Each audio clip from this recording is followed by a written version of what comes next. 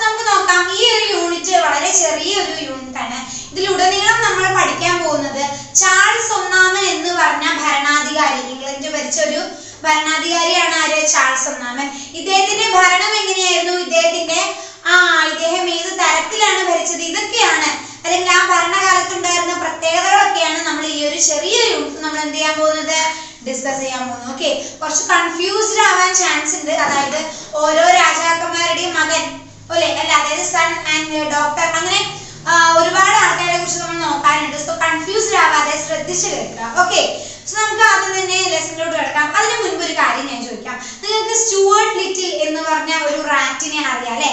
അതായത് ഒരു മൂവീസ് ഒക്കെ അല്ലെ, മൂവിയിലൊക്കെ നമുക്ക് കാണാൻ സാധിക്കും. സ്റ്റുവർട്ട് ലിറ്റിൽ എന്ന് പറഞ്ഞ ഒരു മൂവി ഒക്കെ ഉണ്ട്. പക്ഷെ യഥാർത്ഥത്തിൽ ഈ സ്റ്റുവർട്ട് എന്ന് പറഞ്ഞ ടേം അല്ലെങ്കിൽ ആ ഒരു വാക്ക് എവിടെ നിന്നാണ് വന്നത് നിങ്ങൾക്ക് അറിയാമോ? അതായത് ആക്ച്വലി 1603 കാലഘട്ടം, ആ കാലഘട്ടത്തെ ഇംഗ്ലണ്ട് ഭരിച്ച ഒരു ഇംഗ്ലീഷ് റോയൽ ഫാമിലിന്റെ പേരാണ് യഥാർത്ഥത്തിൽ എന്ത്? സ്റ്റുവർട്ട്. മനസ്സിലായല്ലോ?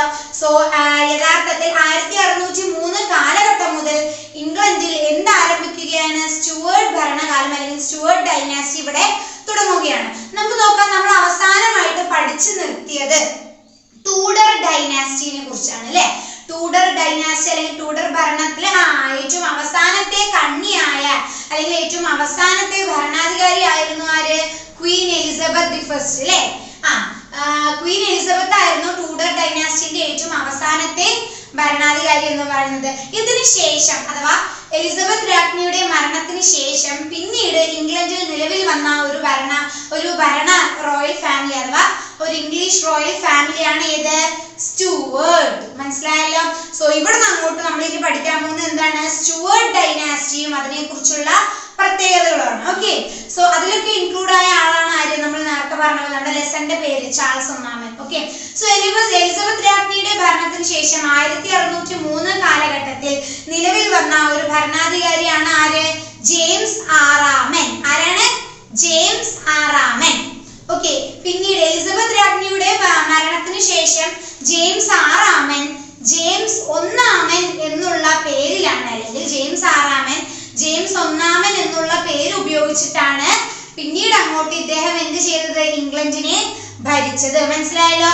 ഈ ജെയിംസ് ഒന്നാമൻ എന്ന് പറയുന്നത് ആരുടെ തന്നെയാണ്? ജെയിംസ് ആറാമനെ തന്നെയാണ്. ഓക്കെ, കൺഫ്യൂസ്ഡ് ആവണ്ട. ജെയിംസ് ഒന്നാമൻ അല്ല, ജെയിംസ് ആറാമൻ ജെയിംസ് ഒന്നാമൻ എന്നുള്ള പേര് ഉപയോഗിച്ചിട്ട് ഇംഗ്ലണ്ടിനെ ഭരിച്ചതാണ്. ഓക്കെ, സോ നമുക്ക് നോക്കാം. ജെയിംസ് ഒന്നാമൻ എന്ന് തന്നെ നമുക്ക് ഇനി മുതൽ അഭിസംബോധന ചെയ്യാം. ജെയിംസ് ഒന്നാമൻ യഥാർത്ഥത്തിൽ സ്കോട്ട്ലാൻഡിലെ ഒരു ഭരണാധികാരിയാണ്. യഥാർത്ഥത്തിൽ ആര്? ജെയിംസ് ഒന്നാമൻ. മാത്രമല്ല, പക്ഷേ എലിസബത്ത് രാജ്ഞിയുടെ മരണത്തോടു കൂടി ഇദ്ദേഹം എന്ത് ചെയ്യുകയാണ്? ഇംഗ്ലണ്ടിനെ കൂടി ഇദ്ദേഹം ഭരിക്കുകയാണ്. അങ്ങനെ ഇദ്ദേഹം എന്ത് ചെയ്തു? ഇംഗ്ലണ്ടിനെയും സ്കോട്ട്ലാൻഡിനെയും ഒരു കുടക്കീഴിലായിട്ട് ഒരുമിച്ച് ഇദ്ദേഹം ഭരിച്ചു പോന്നു. മനസ്സിലായല്ലോ? ഇദ്ദേഹം യഥാർത്ഥത്തിൽ സ്കോട്ട്ലാൻഡിലെ ഒരു ക്വീനായ മേരി എന്ന ക്വീനിന്റെ മകനും ആ രാജ്ഞിയുടെ രണ്ടാമത്തെ ഭർത്താവായ ഹെൻറി സ്റ്റുവർട്ടിന്റെയും മകനായിട്ടാണ് ആര് പിറക്കുന്നത്? ജെയിംസ് ഒന്നാമൻ പിറക്കുന്നത്. മനസ്സിലായല്ലോ? അതായത് ഒന്നുമില്ല, സ്കോട്ട്ലാൻഡിലെ രാജ്ഞിയായ ക്വീൻ മേരിയുടെയും ആ രാജ്ഞിയുടെ രണ്ടാമത്തെ ഭർത്താവായ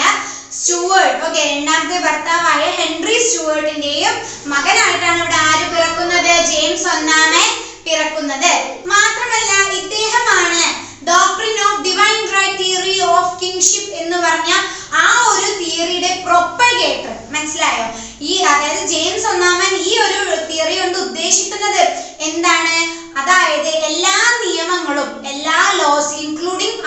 കാലത്ത് നിലനിന്നിരുന്ന പാർലമെന്റ് അടക്കമുള്ള എല്ലാ നിയമങ്ങളുടെയും ഈ പാർലമെന്റിന്റെയും എല്ലാത്തിന്റെയും മുകളിൽ ആരാണ്? രാജാവാണ്. മാത്രമല്ല ദൈവത്തിന്റെ ഏറ്റവും ദൈവത്തിൽ നിന്നും ദൈവം നേരിട്ട് തന്ന ഒരു പദവിയാണ് എന്ത്? കിങ്. രാജാവ്. സോ ദൈവത്തിന്റെയോട് അത്രയും അടുത്ത് നിൽക്കുന്ന ഒരാളാണ് ആര്?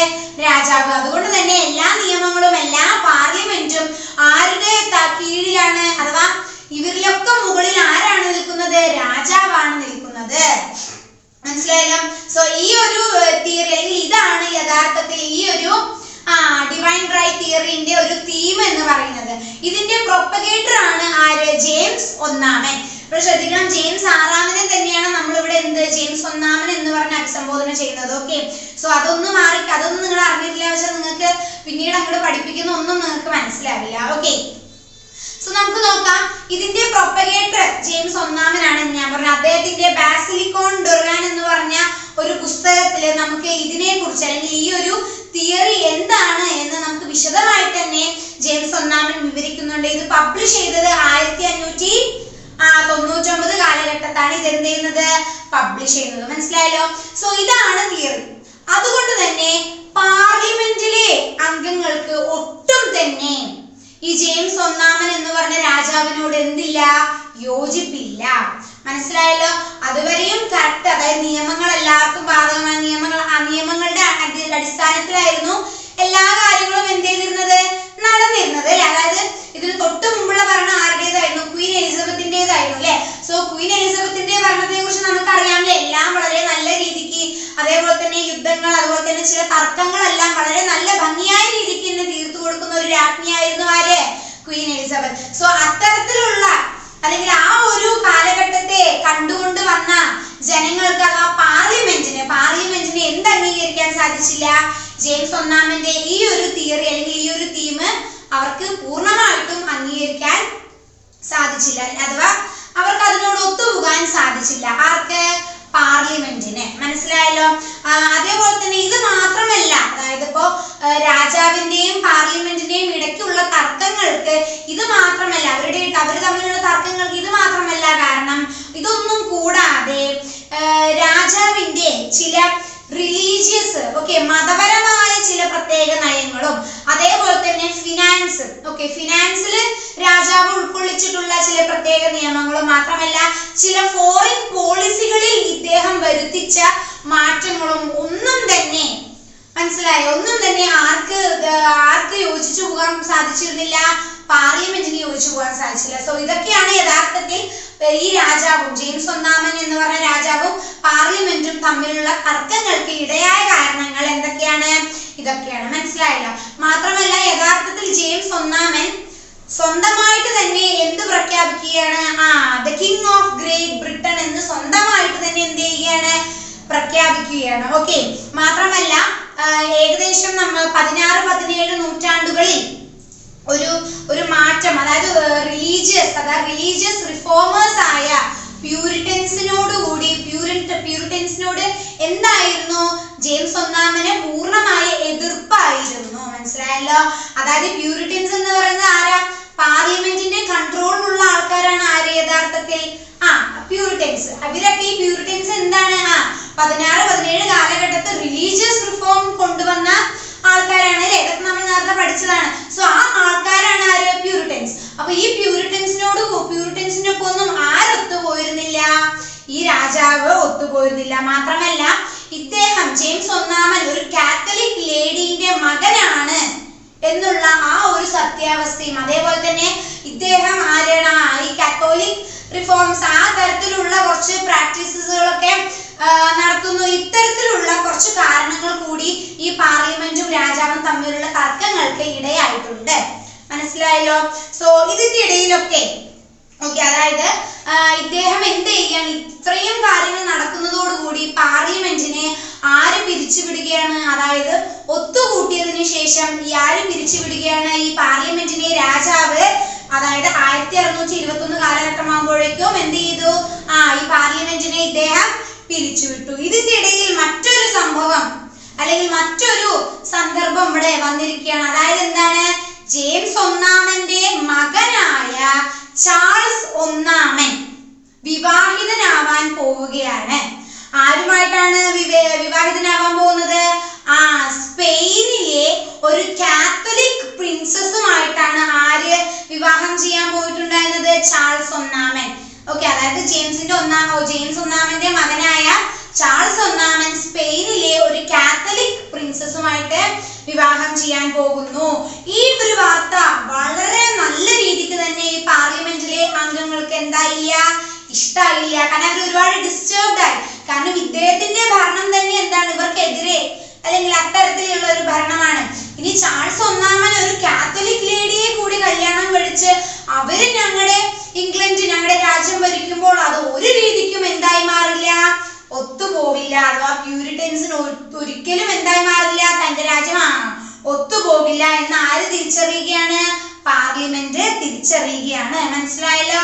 സോ നമുക്കിനി അടുത്ത നോക്കാം, ഇതിനു ശേഷം എന്തുണ്ടായി എന്ന് നമുക്ക് നോക്കാം. അതിനു മുൻപ് തന്നെ ചാൾസ് ഒന്നാമൻ ആരാണെന്ന് നമുക്ക് നോക്കാം. ഇദ്ദേഹം 1600 AD കാലഘട്ടത്തിൽ സ്കോട്ട്ലാൻഡിൽ ജനിച്ച ഒരു വ്യക്തിയാണ്. ആര്?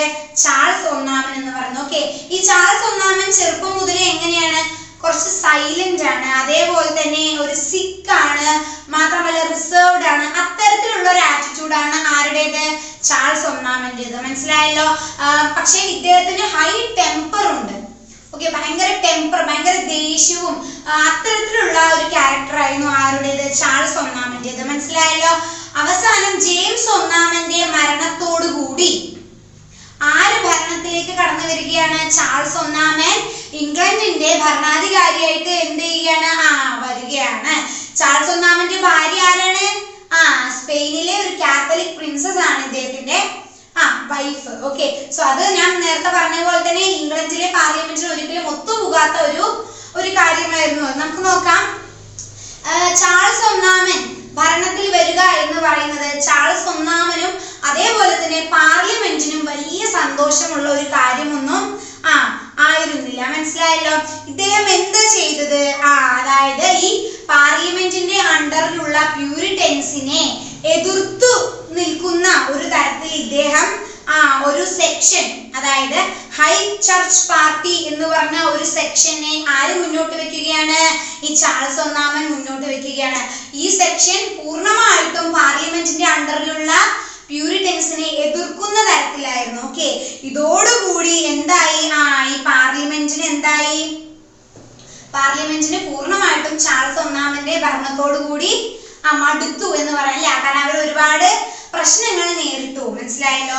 പിന്നെ നമുക്ക് നോക്കാം, ഇതിന്റെ ഇടയ്ക്ക് ഇദ്ദേഹം സ്പെയിനുമായിട്ട് നടത്തിയ ഒരു ബാറ്റിൽ, അല്ലെങ്കിൽ സ്പെയിനുമായിട്ട് നടത്തിയ ഒരു ബാറ്റിൽ ആര് തോറ്റുപോവുകയാണ്? ഇവിടെ ചാൾസ് ഒന്നാമൻ തോറ്റുപോവുകയാണ്. മനസ്സിലായല്ലോ? സോ ഇതോടുകൂടി പാർലമെന്റിന്റെ അംഗങ്ങൾ എന്ത് തീരുമാനിച്ചു? രാജാവിന്റെ മുൻപിലോട്ട് ഒരു പെറ്റീഷൻ വെക്കാൻ തീരുമാനിച്ചു. ആ പെറ്റീഷനെ വിളിക്കുന്ന പേരാണ് എന്ത്? Petition of rights. മനസ്സിലായില്ല? അതായത് രാജാവിന്റെ തോന്നിവാസം അല്ലെങ്കിൽ രാജാവിന്റെ തന്നിഷ്ടപ്രകാരമുള്ള ചില പ്രത്യേക ആക്ഷൻസും ചില നടപടികളും അതിനെയൊക്കെ തടുക്കുക എന്ന ഉദ്ദേശത്തോടു കൂടി ഈ പാർലമെന്റിലെ ജനങ്ങൾ ഒരു ആക്ട് പാസ് ചെയ്തെടുക്കുകയാണ്. അതാണ് എന്ത്? പെറ്റീഷൻ ഓഫ് റൈറ്റ്സ് എന്ന് പറയുന്നത്. ഈ പെറ്റീഷൻ ഓഫ് റൈറ്റ്സിൽ പ്രധാനമായിട്ടും 4 കാര്യങ്ങളാണ് ഇവിടെ പറയുന്നത്. അതായത് പാർലമെന്റിന്റെ സമ്മതമില്ലാതെ അല്ലെങ്കിൽ പാർലമെന്റ് വിളിച്ചു കൂട്ടാതെ എന്ത് ചെയ്യരുത്? ടാക്സിനെ കുറിച്ചുള്ള തീരുമാനങ്ങളൊന്നും എടുക്കരുത്. പിന്നെ നോക്കാം, അതായത് യഥാർത്ഥ കാരണമില്ലാതെ അഥവാ ഒരു നിശ്ചിത കാരണമില്ലാതെ ആരെയും തന്നെ എന്ത് ചെയ്യരുത്? തടവിലാക്കരുത്. അതേപോലെ തന്നെ നമുക്ക് നോക്കാം, പട്ടാളക്കാരെ അടിമപ്പെടുത്തുന്ന രീതിക്കുള്ള പ്രവർത്തനങ്ങൾ എന്ത് ചെയ്യുക? ഒഴിവാക്കുക. മാത്രമല്ല പീസ് ടെമറസ്, രാജ്യം സമാധാനമായി നിലകൊള്ളുന്ന സമയങ്ങളിൽ കർശന നിയമങ്ങൾ എന്താക്കുക? ഒഴിവാക്കുക. ഇത്തരത്തിലുള്ള കുറച്ച് റൈറ്റ്സ് ഒക്കെയാണ് ഈ പെറ്റീഷൻ ഓഫ് റൈറ്റ്സില് പെറ്റീഷൻ ഓഫ് റൈറ്റ്സ് ഇതൊക്കെയാണ് എന്ത് ചെയ്യുന്നത്? ഡിമാൻഡ് ചെയ്യുന്നത്. പക്ഷെ നമുക്ക് നോക്കാം, ഇതിനു ശേഷം എന്താവുകയാണ്? പിന്നീട് അങ്ങോട്ടുള്ള ഈ പെറ്റീഷൻ വന്നതിന് ശേഷം പിന്നീട് അങ്ങോട്ടുള്ള 11 വർഷം 11 വർഷം ചാൾസ് ഒന്നാമൻ പാർലമെന്റിന്റെ സഹായമില്ലാതെ തന്നെ എന്ത് ചെയ്യുകയാണ്, ഇംഗ്ലണ്ടിനെ ഒറ്റയ്ക്ക് ഇദ്ദേഹം എന്ത് ചെയ്തു, ഭരിച്ചു. മനസ്സിലായല്ലോ? ഇദ്ദേഹം ഒറ്റയ്ക്ക് ഭരിച്ചിരുന്ന സമയത്ത് ഇദ്ദേഹം എന്താണ് ചെയ്തത്, അതായത് ഷിപ്പ് മണി, അതായത് തുറമുഖങ്ങൾ വഴി ഇദ്ദേഹം എന്ത് ചെയ്തു, പൈസ ശേഖരിച്ചു. മനസ്സിലായല്ലോ? സോ അത്തരത്തിലാണ് ഇദ്ദേഹം എന്ത് ചെയ്തത്, ആ കഴിഞ്ഞ വർഷങ്ങൾ പാർലമെന്റിന്റെ സഹായം കൂടാത്ത വർഷങ്ങളിൽ ഇദ്ദേഹം എന്ത് ചെയ്തത്, മണി ഏൺ ചെയ്തത്, പൈസ അത്തരത്തിലാണ് ഏൺ ചെയ്തത്. നമുക്ക് നോക്കാം. ഇനി മറ്റൊരു സിറ്റുവേഷൻ നമ്മൾ നോക്കാൻ പോവുകയാണ്. ഇദ്ദേഹം സ്കോട്ട്ലാൻഡുമായിട്ട് യുദ്ധത്തിൽ ഏർപ്പെടാൻ പോവുകയാണ്. ആര്? നമ്മുടെ ചാൾസ് ഒന്നാമൻ. അതിനെ തുടർന്നുകൊണ്ട് എന്ത് ചെയ്യണം, ഫണ്ട് റേസ് ചെയ്യണം. ഓക്കെ, പൈസ വേണമല്ലോ യുദ്ധത്തിന്. സോ അതിനെ തുടർന്ന് ഇദ്ദേഹം എന്താണ്, ഒരു പാർലമെന്റിനെ വിളിച്ചു കൂട്ടാൻ ഇദ്ദേഹം എന്താവുകയാണ്, 1640 കാലഘട്ടത്തിൽ ഇദ്ദേഹം നിർബന്ധിതനാവുകയാണ്. കാരണം ഫണ്ട് റേസ് ചെയ്യണമല്ലോ. സോ അത്തരത്തിൽ ഇദ്ദേഹം വിളിച്ചു കൂട്ടിയ പാർലമെന്റിനെയാണ് നമ്മൾ എങ്ങനെ വിളിക്കുന്നത്, ഷോർട്ട് പാർലമെന്റ് എന്ന് വിളിക്കുന്നത്. എന്താണ്? Short parliament. മനസ്സിലായല്ലോ? ഫണ്ട് റേസ് ചെയ്യുന്നതിനെ കുറിച്ചാണ്. ഓക്കെ, സോ അതിനെ തുടർന്നുകൊണ്ട് തന്നെ പാർലമെന്റ് എന്ത് പ്രഖ്യാപിച്ചു, അതായത് ഫണ്ട് റേസ് ചെയ്യണം എന്നുണ്ടെങ്കിൽ എന്ത് വേണം, അൺപോപ്പുലർ ആയിട്ടുള്ള ടാക്സ്, അതായത് ജനങ്ങളുടെ മേൽ അടിച്ചേൽപ്പിച്ചിരിക്കുന്ന ചില വേണ്ടാത്ത അല്ലെങ്കിൽ അനാവശ്യമായ ചില ടാക്സുകളൊക്കെ എന്ത് ചെയ്യണം, അവരുടെ മേൽ നിന്ന് പിരിക്കണം. ഇത്തരത്തിലുള്ള ഒരു കാര്യമാണ് ആരറിയിച്ചത്, പാർലമെന്റ് അറിയിച്ചത്. അങ്ങനെ ആ പാർലമെന്റ് ഇദ്ദേഹം എന്ത് ചെയ്യുകയാണ്, പിരിച്ചുവിടുകയാണ്. മനസ്സിലായല്ലോ? പക്ഷെ പിന്നീടും എന്ത് സംഭവിച്ചു, 1640 കാലഘട്ടത്തിൽ നവംബർ ആവുമ്പോഴേക്കും രാജാവിന് ഒരുപാട് പ്രഷറോട് കൂടി ഇദ്ദേഹം രണ്ടാമത്തെ പാർലമെന്റ് കൂടി ഇദ്ദേഹം എന്തോ വിളിച്ചു കൂട്ടി. മനസ്സിലായല്ലോ? സോ ആ പാർലമെന്റിനെയാണ് നമ്മൾ എന്ത് പറയുന്നത്, ലോങ് പാർലമെന്റ് എന്ന് വിളിക്കുന്നത്. മനസ്സിലായല്ലോ? സോ ഇതാണ് ഈ രണ്ട് പാർലമെന്റുകൾ, short parliament and long parliament. മനസ്സിലായല്ലോ? സോ നമുക്കിനി നോക്കാം. ഇത് യഥാർത്ഥത്തിൽ ഈ രാജാവിന്റെ ഓരോ പ്രവൃത്തികൾ, ചാൾസ് ഒന്നാമന്റെ പ്രവൃത്തികളൊക്കെ എവിടേക്കാണ് നേരെ പോയത്, ഒരു സിവിൽ വാറിലേക്കാണ് പിന്നീട് അതെല്ലാം അവസാനിച്ചത്. അതായത് രാജാവിന്റെയും പാർലമെന്റിന്റെയും ഇടയിലുള്ള ക്ഷമ ഒരുപാട് അങ്ങോട്ട് എന്ത് ചെയ്തു, നശിച്ചു കഴിഞ്ഞു. അങ്ങനെ ഇവർ രണ്ടുപേരും എന്തിനു നിൽക്കുകയാണ്, രണ്ടു കൂട്ടരും ഒരു സിവിൽ വാറിനായിട്ട്, ഒരു യുദ്ധത്തിനായിട്ട് ഒരുങ്ങുകയാണ്. ആര്? രാജാവും അതേപോലെ തന്നെ പാർലമെന്റും. മനസ്സിലായല്ലോ? ഇവിടെ യഥാർത്ഥത്തിൽ ഒരുപാട് ജനങ്ങൾ അല്ലെങ്കിൽ ഒരുപാട് ആൾക്കാർ ഇവരുടെ ഈ ഒരു വിഷയത്തിൽ ഇടപെട്ടിട്ട് യുദ്ധം വേണ്ട, സമാധാനപരമായി നമുക്ക് കാര്യങ്ങൾ നീക്കാമെന്ന് പറഞ്ഞെങ്കിൽ പോലും അതൊന്നും തന്നെ ഇവിടെ ആരും അത് ചെവി കൊണ്ടില്ല. മനസ്സിലായല്ലോ? അങ്ങനെ ഇവിടെ യഥാർത്ഥത്തിൽ സിവിൽ വാർ ആരംഭിക്കുകയാണ്. ഈ സിവിൽ വാർ യഥാർത്ഥത്തിൽ രണ്ട് ഫേസുകളായിട്ടാണ് നമുക്ക് കണക്കൂട്ടാൻ സാധിക്കുന്നത്. അത് ആദ്യത്തെ സിവിൽ വാർ നടന്നത് 1642 മുതൽ 1646 കാലഘട്ടത്തിന്റെ ഇടയിലാണ് ആദ്യത്തെ സിവിൽ വാർ നടക്കുന്നത്. രണ്ടാമത്തെയും മൂന്നാമത്തെയും സിവിൽ വാർ നടക്കുന്നത് 1648ലും 1651ന്റെയും ഈ രണ്ട് കാലഘട്ടങ്ങളുടെ ഇടയിലായിട്ടാണ് രണ്ടാമത്തെയും മൂന്നാമത്തെയും സിവിൽ വാർ നടന്നത്. ഇങ്ങനെ നമുക്ക് രണ്ട് ഫേസിലാണ് സിവിൽ വാർ നമുക്ക് കാണാൻ സാധിക്കുന്നത്. നമുക്ക് നോക്കാം. ഇവിടെ രാജാവ് എന്ത് ചെയ്യുകയാണ്, തന്റെ പട്ടാളക്കാരെ, ചാൾസ് ഒന്നാമൻ തന്റെ പട്ടാളക്കാരെ ഒരുക്കുകയാണ്. എന്തിനു വേണ്ടിയിട്ട്? യുദ്ധത്തിന് വേണ്ടിയിട്ട്. മനസ്സിലായല്ലോ? പക്ഷെ പാർലമെന്റ് എന്ത് ചെയ്തു, പാർലമെന്റ് സ്കോട്ടിഷ് ജനങ്ങളെ അല്ലെങ്കിൽ സ്കോട്ടിഷ് സോൾജേഴ്സിനെ കൂട്ടുപിടിച്ചിട്ട് പാർലമെന്റും എന്തു ചെയ്തു, അവരും ഒരു പട ഒരുക്കി. മനസ്സിലായല്ലോ? സോ ആ ഒരു പട അഥവാ പ്യൂരിറ്റൻസിന്റെ അല്ലെങ്കിൽ പാർലമെന്റിന്റെ ആ ഒരു പട നയിച്ചത് സർ തോമസ് ഫെയർഫാക്സും അതേപോലെ തന്നെ ഒലിവർ ക്രോംവെല്ലും ആണ് നയിച്ചത്. ഈ രണ്ട് പേരുകൾ നിങ്ങൾ ശ്രദ്ധിച്ചു വെക്കുക. നമുക്ക് ഇനി അതിനെ കുറിച്ച് വേറെ പഠിക്കാനുണ്ട്. ഓക്കെ, നോക്കാം. സർ തോമസ് ഫെയർഫാക്സും അതേപോലെ തന്നെ ഒലിവർ ക്രോംവെല്ലും കൂടിയാണ് ഈ പാർലമെന്റിന്റെ അണ്ടറിലുള്ള ഈ ഒരു ആർമിയെ സപ്പോർട്ട് ചെയ്തതും അവരെ ട്രെയിൻ ചെയ്തതും എല്ലാവരും. മനസ്സിലായല്ലോ? സോ ഇവിടെ രണ്ടുപേരും യുദ്ധത്തിന് ഒരുങ്ങി നിൽക്കുകയാണ്. രാജാവ് തന്റെ സോൾജേഴ്സിനൊക്കെ നല്ല ട്രെയിൻ ചെയ്ത് യുദ്ധത്തിന് ഒരുക്കി. പാർലമെന്റ് ആരെ കൂട്ടുപിടിച്ചു, സ്കോട്ടിഷ് ആൾക്കാരുടെ അവരുമായി കൈകോർത്ത് അവരെന്ത് ചെയ്യാൻ തുടങ്ങി, അവരെ ലീഡേഴ്സ് ആയ സർ തോമസ് ഫെയർഫാക്സും ഒലിവർ ക്രോംവെല്ലും. അങ്ങനെ ഇത്തരത്തിൽ ഇവരെന്ത് ചെയ്യുകയാണ്, അതായത് അങ്ങനെ ഇത്തരത്തിൽ ഇവര് യുദ്ധം, സിവിൽ വാർ ഇവിടെ ആരംഭിക്കുകയാണ്. പക്ഷേ തീർച്ചയായിട്ടും ആരാണ് ഇവിടെ തോറ്റു കൊടുക്കേണ്ടി വന്നത്? ചാൾസ് ഒന്നാമൻ തോറ്റു മടങ്ങേണ്ടി വന്നു. മനസ്സിലായല്ലോ? അതായത് ഒലിവർ ക്രോംവെൽ എന്ന് പറഞ്ഞ ആ ലീഡർ അത്രയും ശക്തനായിട്ട് തന്നെയാണ് ഇദ്ദേഹത്തെ നേരിട്ടത്. അങ്ങനെ ചാൾസ് ഒന്നാമൻ തോറ്റു പോവുകയാണ്. അതിനെ തുടർന്ന് ചാൾസ് ഒന്നാമൻ എന്ത് ചെയ്യുകയാണ്? ഒളിച്ചു മാറുകയാണ്. തോറ്റുപോയല്ലോ, ഒളിച്ചു പോയെങ്കിലും പിന്നീട് ഈ ചാൾസ് ഒന്നാമനെ കണ്ടുപിടിക്കുകയും രാജ്യദ്രോഹ കുറ്റത്തിന് ഇദ്ദേഹത്തെ എന്ത് ചെയ്തു? ജനുവരി 30 1649 കാലവർഷത്തിൽ ഇദ്ദേഹത്തെ കൊന്നുകളയുകയുമാണ്. ചാൾസ് ഒന്നാമനെ കൊന്നുകളയുകയുമാണ് ചെയ്തത്. മനസ്സിലായല്ലോ? ഇങ്ങനെയാണ്. എന്നാൽ ഇതോടെ കഴിഞ്ഞു എന്ന് നമ്മൾ വിചാരിക്കുമ്പോൾ തീർച്ചയായിട്ടും ഇല്ല. ചാൾസ് ഒന്നാമന്റെ മകനായ ചാൾസ് രണ്ടാമനെ ആര് കൂട്ടുപിടിക്കുകയാണ്? സ്കോട്ട്ലാൻഡ് കൂട്ടുപിടിക്കുകയാണ്. ചാൾസ് രണ്ടാമനെ സ്കോട്ട്ലാൻഡ് കൂട്ടുപിടിച്ചിട്ട് ആർക്കെതിരെ വീണ്ടും യുദ്ധം ചെയ്യുകയാണ്? ഒലിവർ ക്രോംവെലിന്റെ പടയോട് വീണ്ടും യുദ്ധം ചെയ്യുകയാണ്. പക്ഷെ തീർച്ചയായിട്ടും ഒലിവർ ക്രോംവെൽ വളരെ ധീരനായ ഒരു പോരാളി തന്നെയായിരുന്നു. ഇദ്ദേഹത്തിന്റെ പട ആരെ തോൽപ്പിച്ചു? ചാൾസ് രണ്ടാമന്റെ പടയെ തോൽപ്പിച്ചു. അങ്ങനെ സ്കോട്ട്ലാൻഡ് പോവുകയും മാത്രമല്ല ചാൾസ് രണ്ടാമൻ തിരിച്ച് എങ്ങോട്ട് മാറി? ഫ്ലഡ് ചെയ്തു. എങ്ങോട്ട് പോയി? ഫ്രാൻസിലോട്ട് ചാൾസ് രണ്ടാമൻ തോറ്റു പിൻവാങ്ങി പോവുകയും ചെയ്തു. മനസ്സിലായല്ലോ? അങ്ങനെ ഈ 3 കിങ്ഡംസ് ആയ ഇംഗ്ലണ്ട്, സ്കോട്ട്ലാൻഡ് ആൻഡ് അയർലാൻഡ് ഈ 3ഉം ആരുടെ കീഴിലായി അല്ലെങ്കിൽ ആരുടെ ലീഡർഷിപ്പിന്റെ പുറത്തായി?